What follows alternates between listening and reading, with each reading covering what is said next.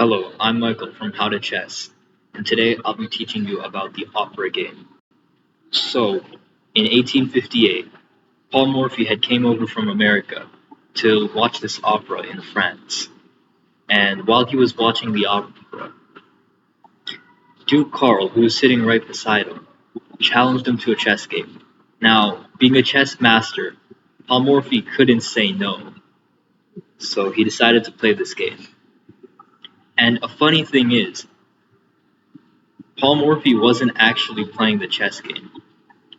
He was actually telling Duke Karl's servant to actually play all the moves, and Duke Karl would just say like E4, and then Paul Morphy would say E5. So let's get into this.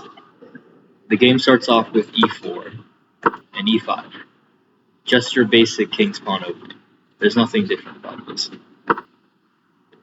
Paul Morphy plays knight F3, and this is the Philidor defense.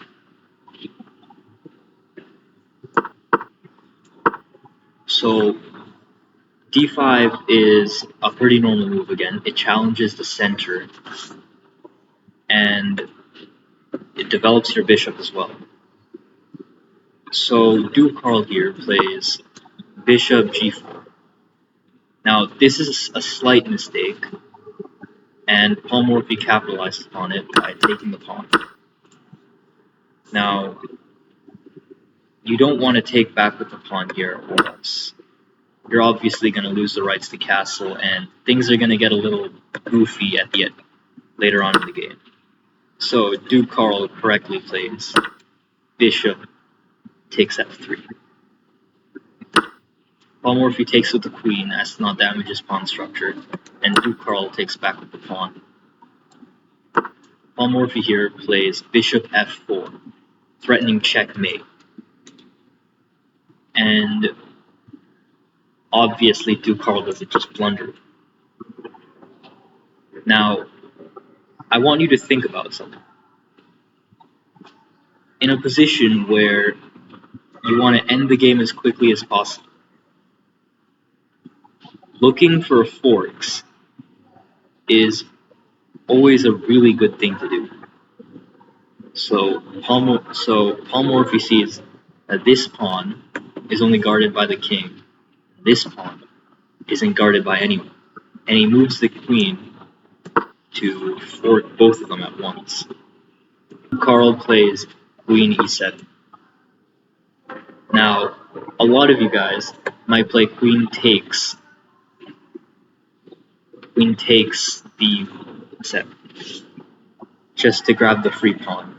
But what happens when you play queen takes b7 is a lot of your advantage was in fact that you were active and you were threatening those pawns.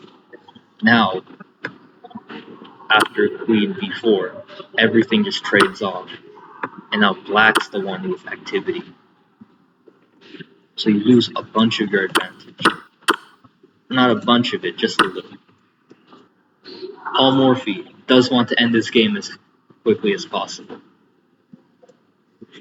So he continues developing to defend this pawn. Knight c3. Duke Karl plays d6, which it isn't a good move. You're blocking your knight's development, and even though you're defending your b7 pawn, there are just better ways to do it. Bishop g5. Now, this is a mistake. Your king isn't castled, and you should honestly not be opening up your whole position like this, when your king is just going to get violated by the whole enemy side. Now, Paul Morphy correctly realizes that he can sacrifice the knight from this position to open up the king, and now he's just completely winning. The knight is pinned, and the king has nowhere to go. So Duke Karl blocks the check with knight to d7. Now both knights are pinned, and what do you do when you have a pinned piece? Like I say, PP on the PP. Put pressure on the pinned piece.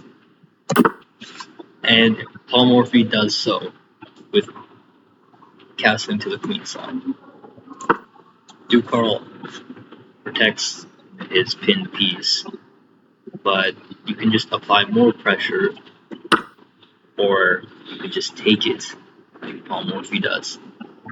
Because now, when the rook takes back, the knight can't take because it's pinned. When the rook takes back, you can just apply more pressure, PP on the PP. Now, especially for black, there isn't much he can do right now. So he tries to trade off the queens to try to stop himself from getting mated. Paul Morphy now, he takes the rook, he takes his opportunity. And after knight takes, you're seeing it, mate in two. Paul Morphy finds queen b8. And after knight takes b8, can you find the checkmate? One. It's rook d8, checkmate. Now after this, the Duke must have felt pretty humiliated. Morphy wasn't even looking at the game, and he absolutely humiliated